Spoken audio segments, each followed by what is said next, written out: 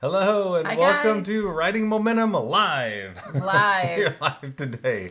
And we're going to be talking about all kinds of things as far as community Mhm. goes and finding other writers in your life and that Yep. sort of thing. Speaking of which, we have to start right off saying Renee was not able to make it today. We had a scheduling conflict.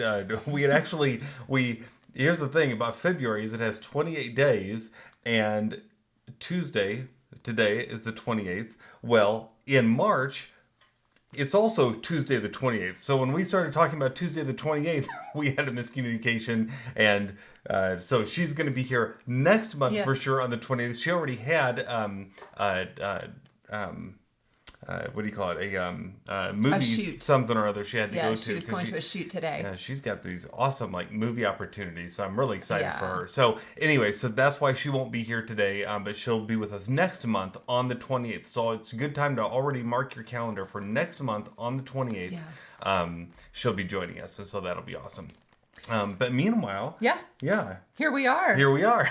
ready to start our February Q&A. We're hoping to do these every month at the end of every month. So like Chris said, definitely mark your calendar for March 28th. We'll be back next month and answering more questions, different questions. So Yes. we're hoping that this proves to be one, we want this to be more of a conversation.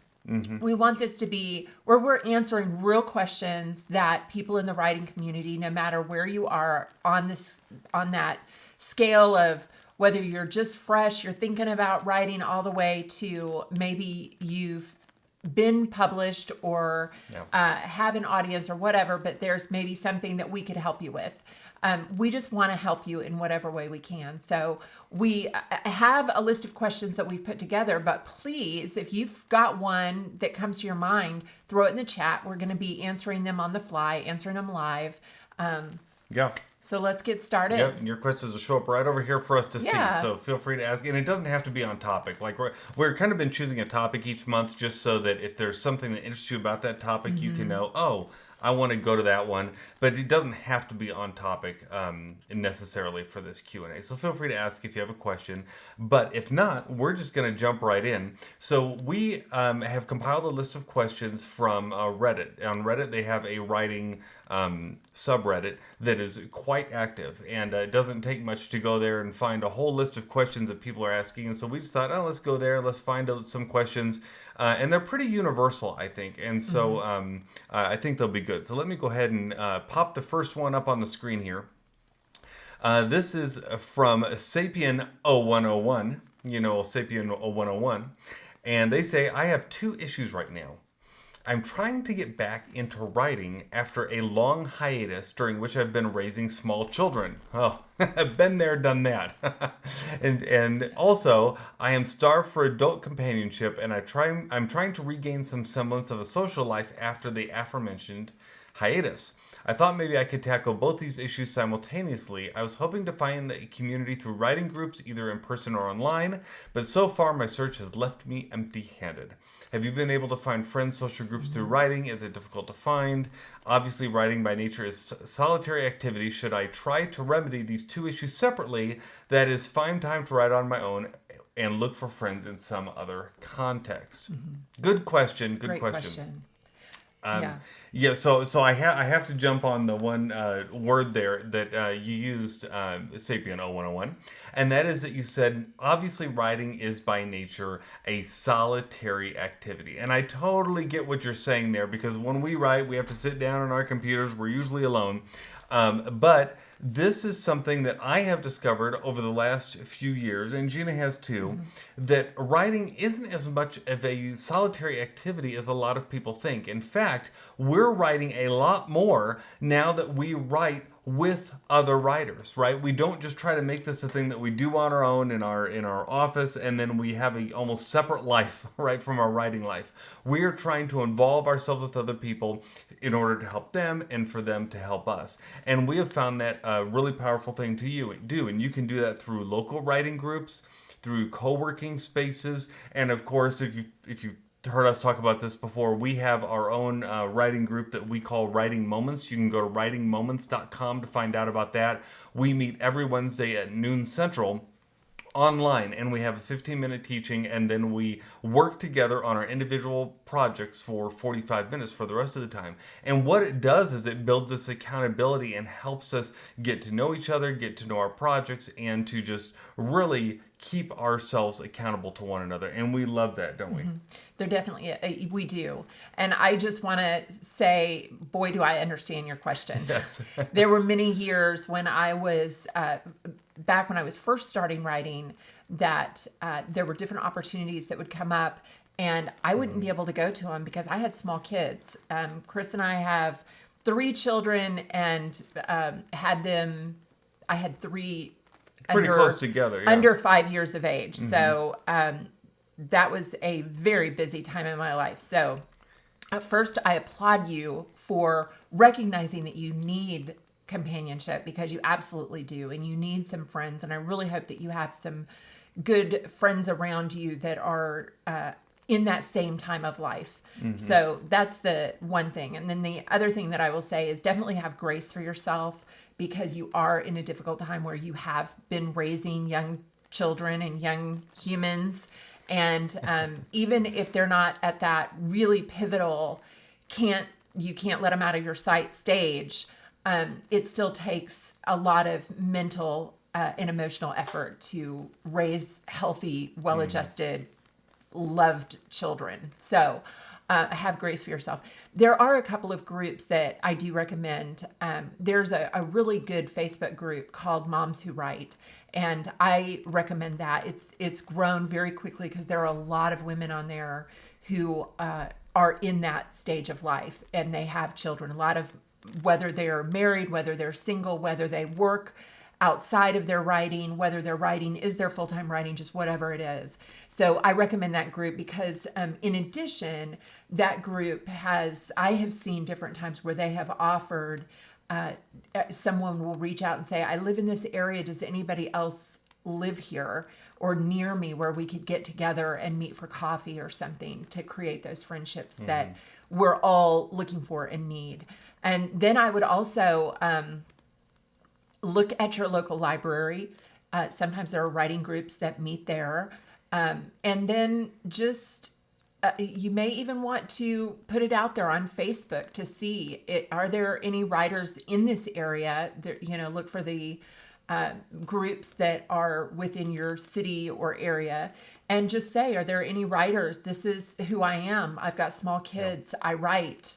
I need friends. Be open, be vulnerable.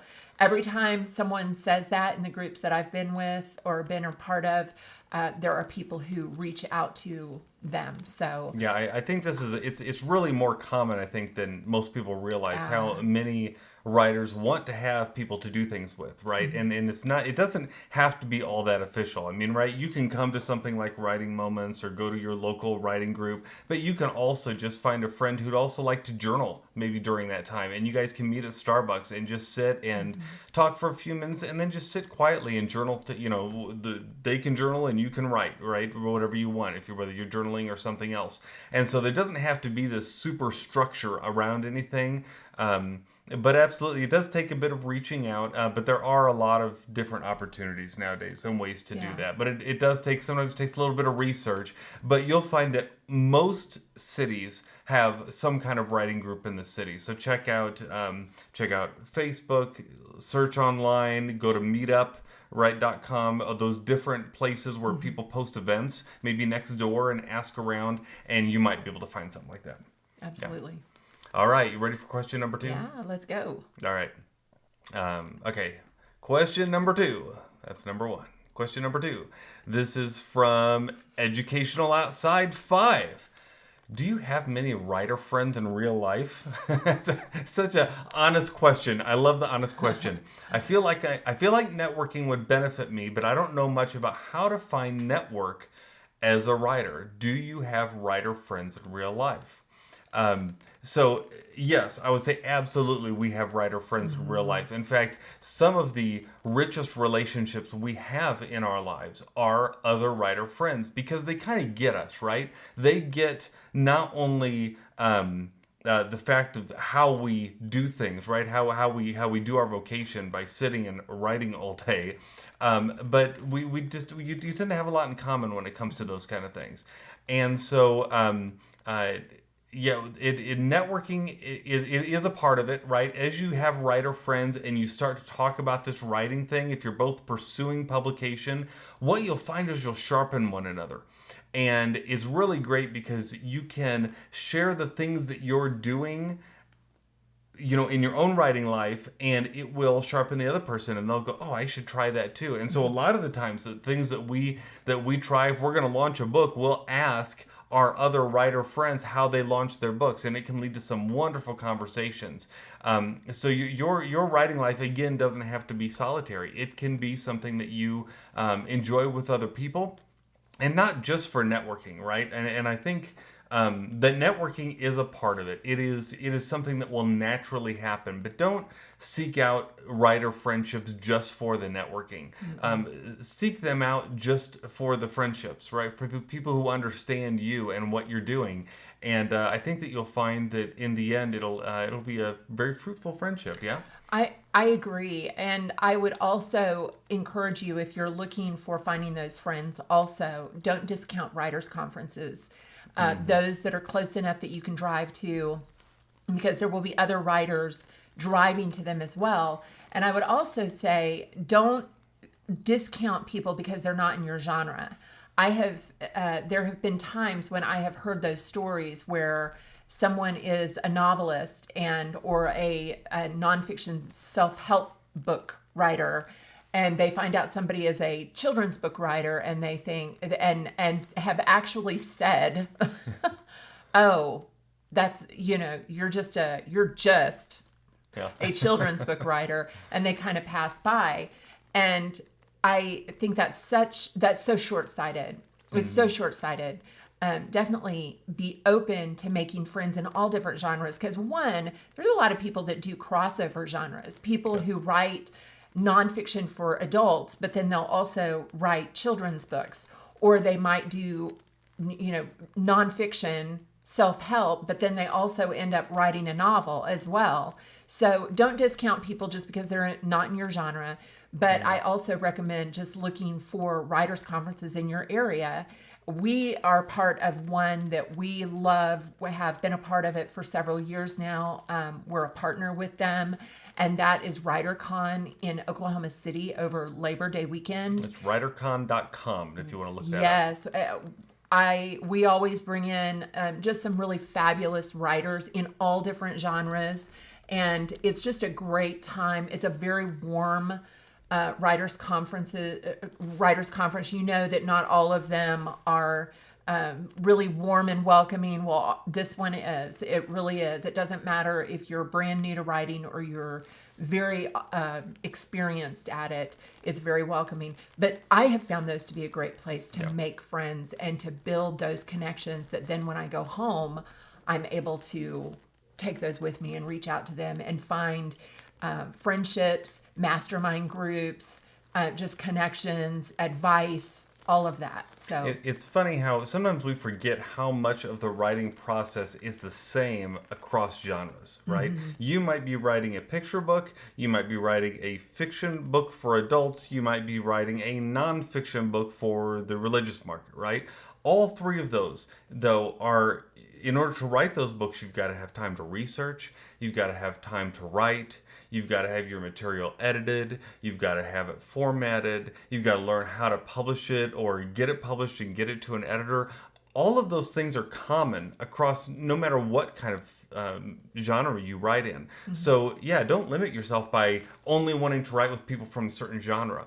In fact, I love, there are conferences out there that are pretty great that are like, here's the mystery writers conference or here's the romance writers conference, and you can learn things directly about that genre in a conference like that. But through just attending a general writers conference or through making friends in those other areas, like you'll learn things that you wouldn't have even thought you needed to know just because you're associating yourself with other people kind of not across disciplines, but across genres. So yeah, I think that's a really, really good thing.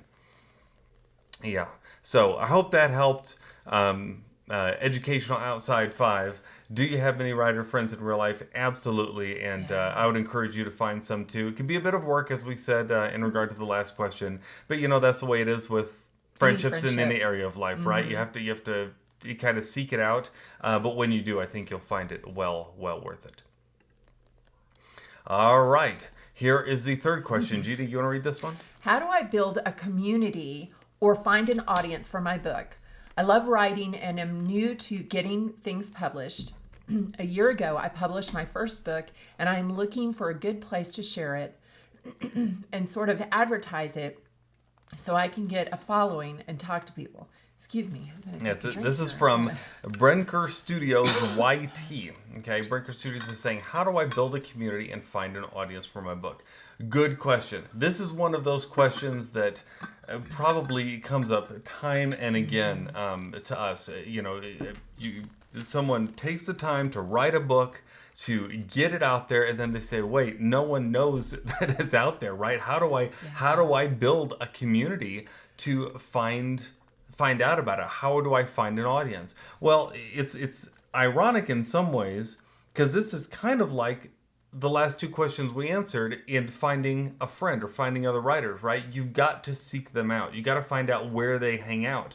So in this case, finding an audience for your book, the first thing I would probably recommend is that you look for communities online that are in that subject or that genre, that they're interested in that. So if you're writing a self-help book about confidence, find Facebook groups built around confidence, other forums online built around confidence. You could find some around productivity, right? Because usually that kind of blends with confidence. You can go on Twitter, look for the hashtags that match, and just start to contribute to those groups. And that is such a big key. We have a friend who actually he has an online course. He sells a bunch of the online course to a bunch of people, but the way that he markets the course is through not marketing it. All he does is he goes online to all the communities that are interested in the course that he's creating, that subject, and he contributes. He answers questions. He becomes the authority in those communities. And when he does that, people find him and they start to build up a conversation. And he's able to say, oh yeah, if you want to know about that, I got a course, right? Well, it's the same thing. Yeah, if you want to know about that, I got a book, right? So depending on what your genre is, you want to find that community and then just start to reach out to them. And then of course there's the other common things, like you could do ads, right? You can do ads on Amazon, you can do ads on Facebook, and you need to know what your audience is before you do that. So if you don't know what your audience is, go to writingmomentum.com and look for the ideal reader worksheet. It's a free download we have on there. Just go to the search up at the top and search for that, and you'll find that, and you can download it, and it has a list of questions that you can answer about that help you determine who your audience is, to help you narrow that down. Yeah, and that is so important. You'll hear us talk about that quite a bit, about really understanding who your audience is, because sometimes when we get so excited as writers, we put so much work into our books or into our message that then we think, well, everybody's going to love it. Everybody's going to love what I have to say. When the truth is, no, you're not. Or this is a real common one where they say, who's your audience? And the people say, well, I'm speaking to women aged 18 to 55. Well, no, 18-year-olds, I have an 18-year-old. She and I are not into the same things. We have different interests. We have different ways of thinking about things. We have different shows that we're interested in watching. We have different needs that we're trying to take care of. And so that ideal reader worksheet really does help you narrow down and help you really think deeply about your audience. And the other thing that I would say about that is finding your audience is I would encourage you to learn about funnels, learn about marketing funnels, learn about creating something for free that your audience is looking for or that would be beneficial for them. That's called a lead magnet. Start building that newsletter, your newsletter database.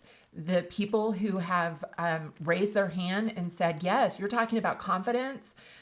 I want to know about confidence. Sign me up. And then you can start talking directly to them.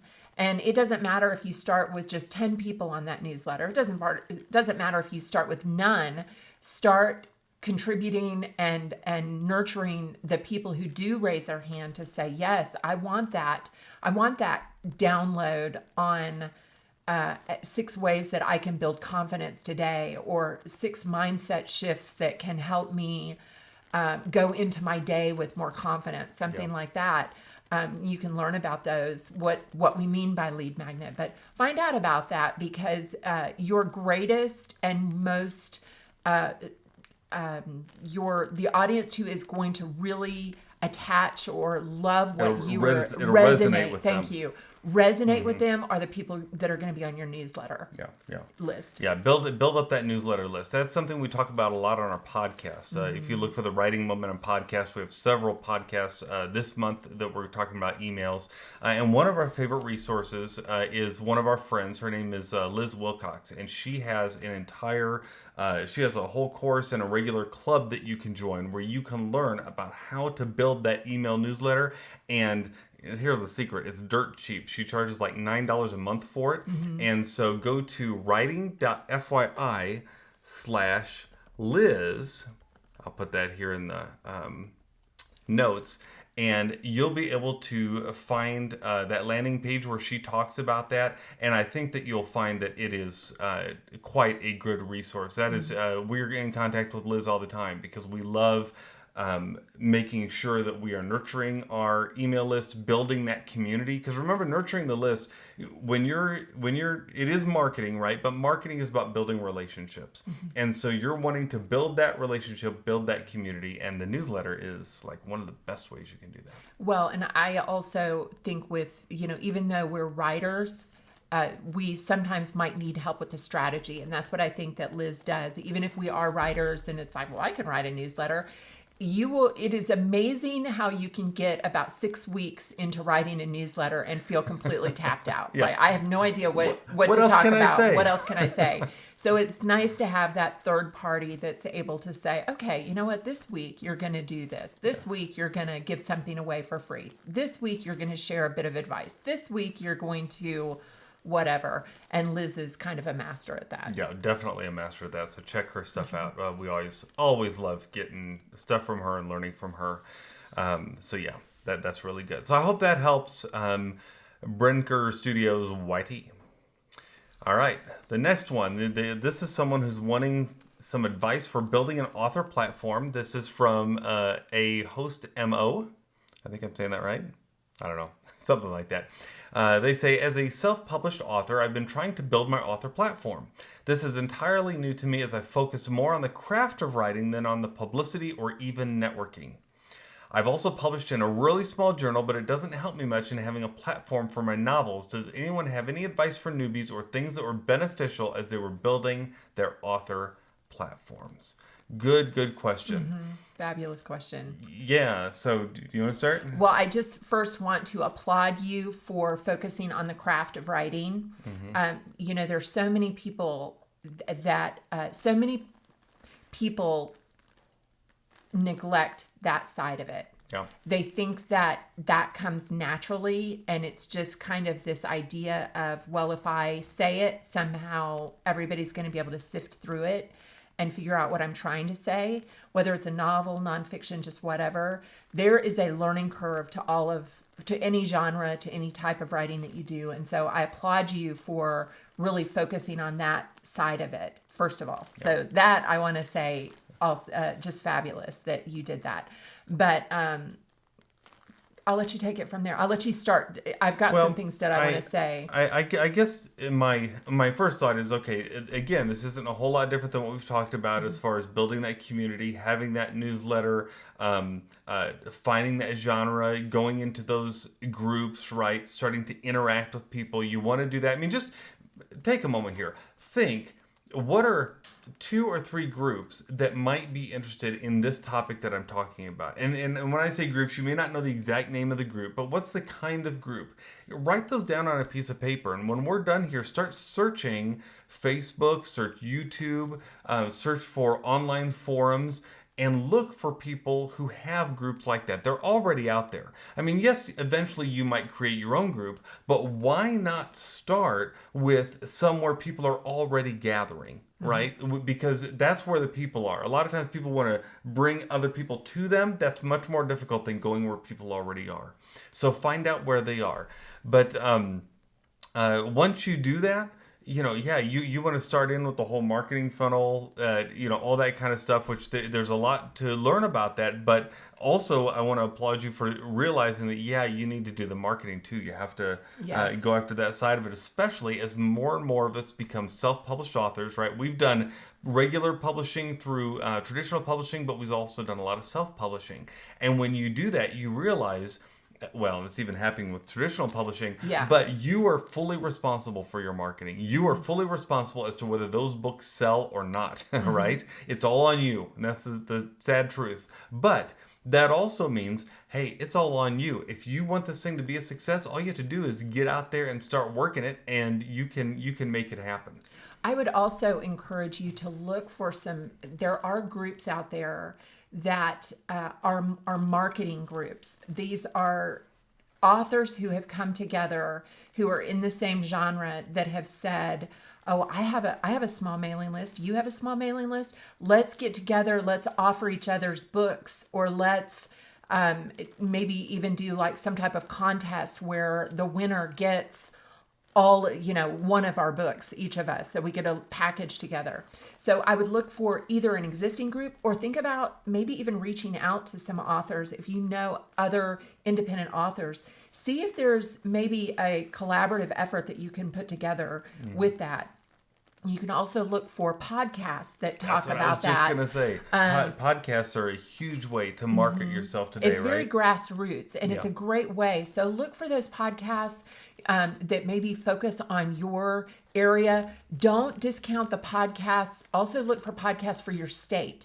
So I know, like in Oklahoma, Oklahoma has a great podcast that highlights Oklahoma authors. Yep. And so look, there might be one wherever you are. There might be somebody who is looking for that, looking for authors, and they are always looking for content from what I understand. That's the thing about podcasts, is that people who create podcasts, we know, because I do 2 of them. Gena does 1 of them with me.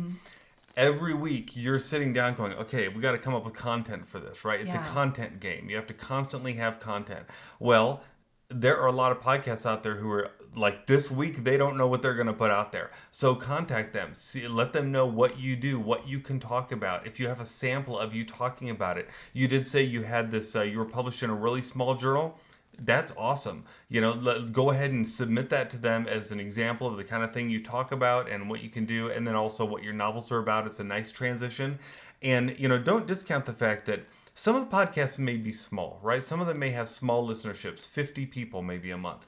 That's okay. That's 50 people who are dedicated, sitting in a room, ready to hear from you. I mean, if your local library invited you to come and speak on your topic and 20 people were there, you'd do that, right? I mean, most of us would. Well, this is even more people, and it lives on, because that podcast doesn't go away. It's there forevermore. We've noticed with our podcast, it's kind of amazing sometimes to look back each week and see how many of your old podcasts, right? The ones that are not the current podcast, but the ones that were from last week, the week before, sometimes months ago, people still listen to, because when they find a podcast they like, they'll usually binge it, right?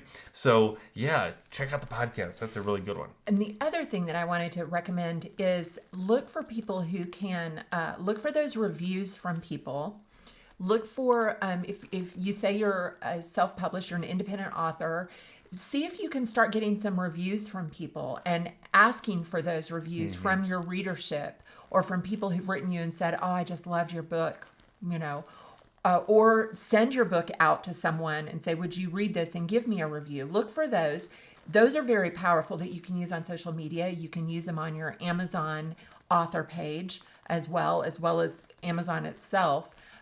So look for those. And then the other thing I wanted to mention is just contests. Look for contests. If this is your first novel, you are a first-time novelist, there are contests strictly for first-time novelists who are independent authors.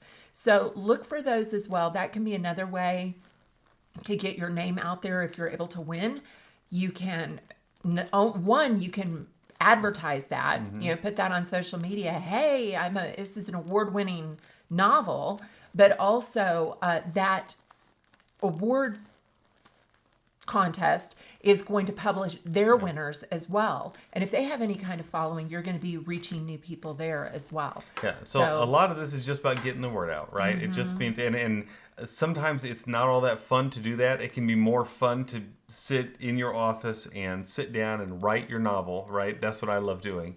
But this is all part of it. We're modern day writers, and the modern day writer needs to build a community, build an audience, and let them know about it. And so these are some ways we do that. Definitely. And Chris said modern day author. That's not just for the independent. That's also traditional as well. It's also traditional, very much so. Yeah.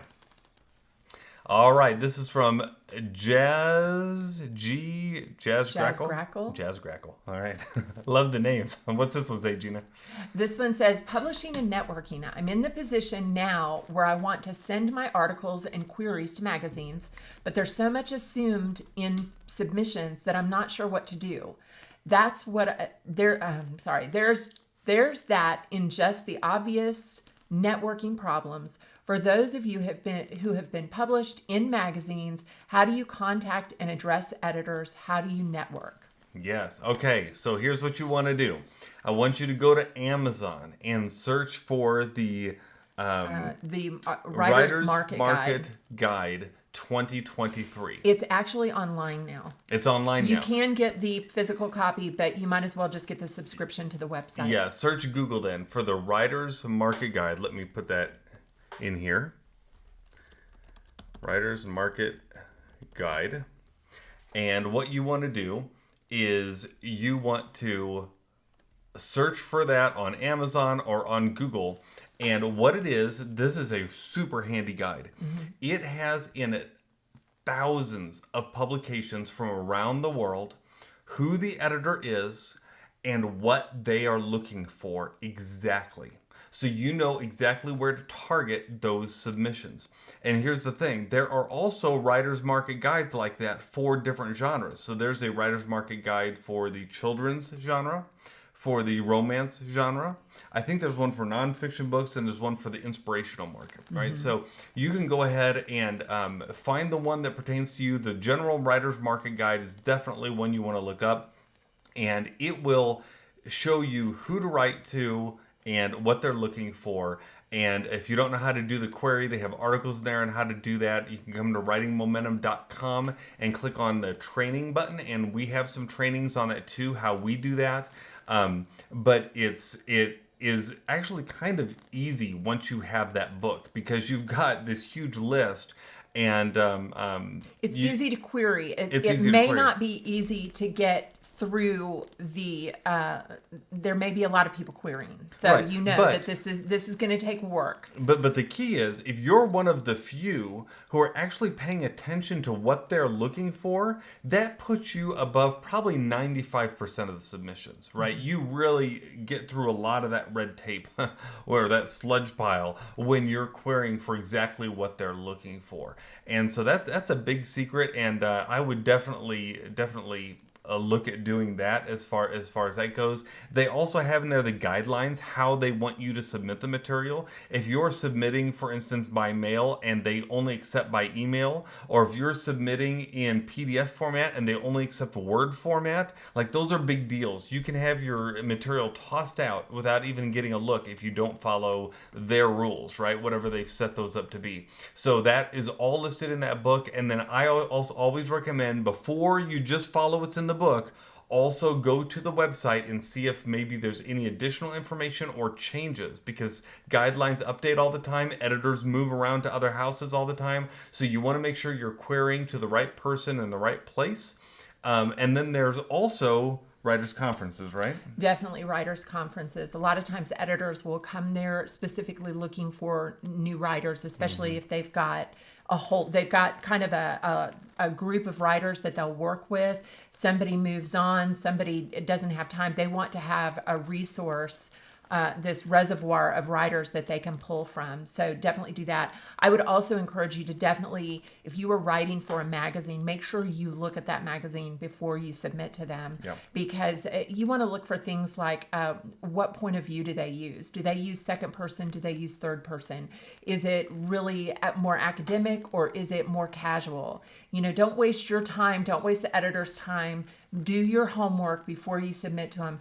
And then some friends that I have known that have really made a living on magazine writing. Yeah.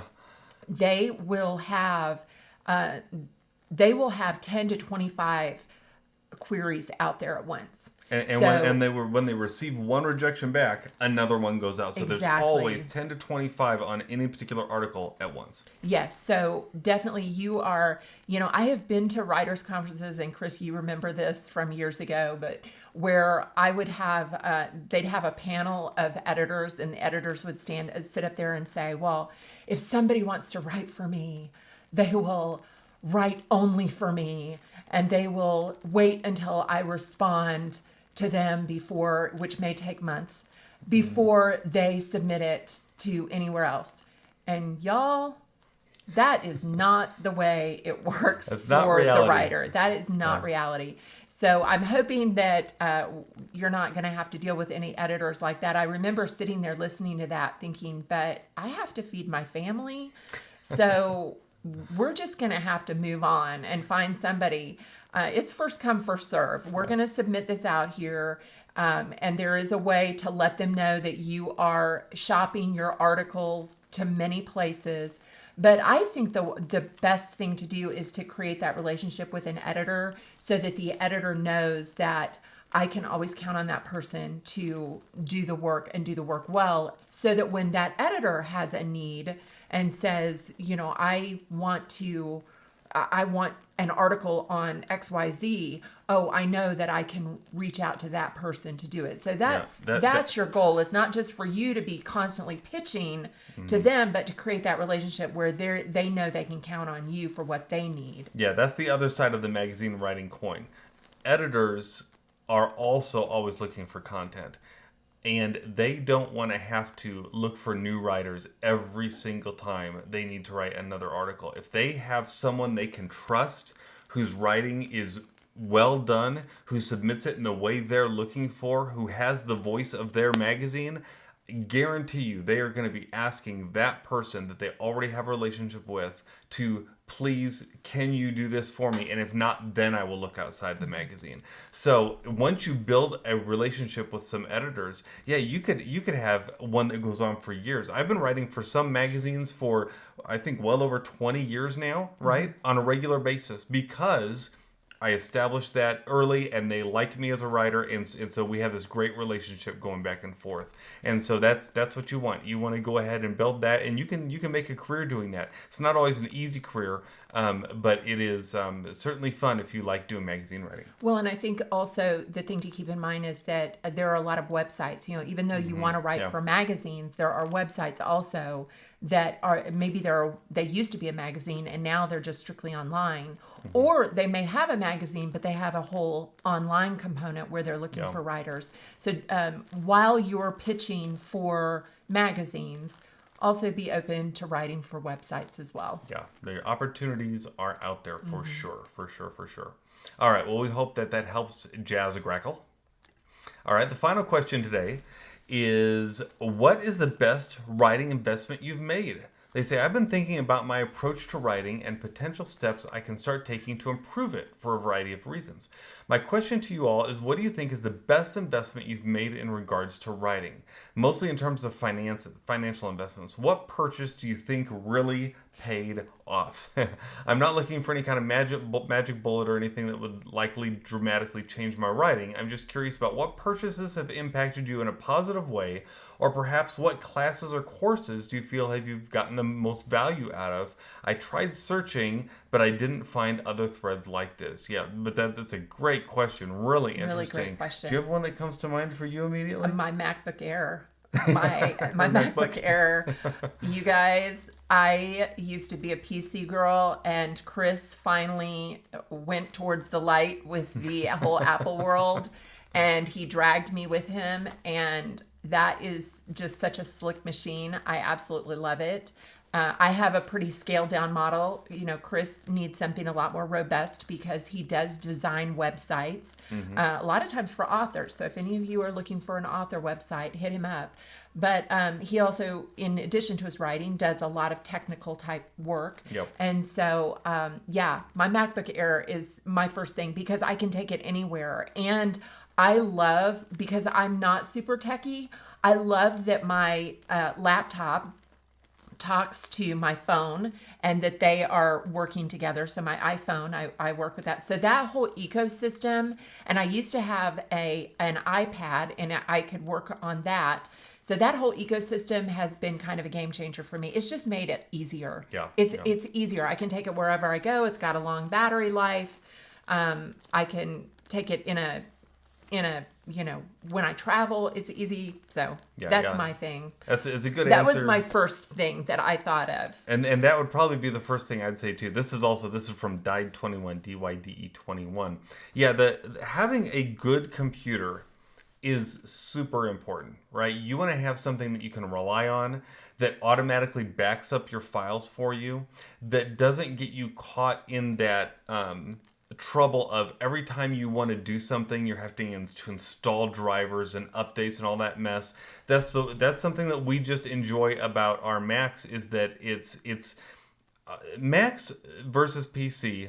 I mean, I don't want to get into the whole debate, but I used PCs for decades. Well, and let me just say, when Chris says that he used PCs, he would build PCs. I built them from scratch. He built them from scratch. He was hardcore 4 years PC.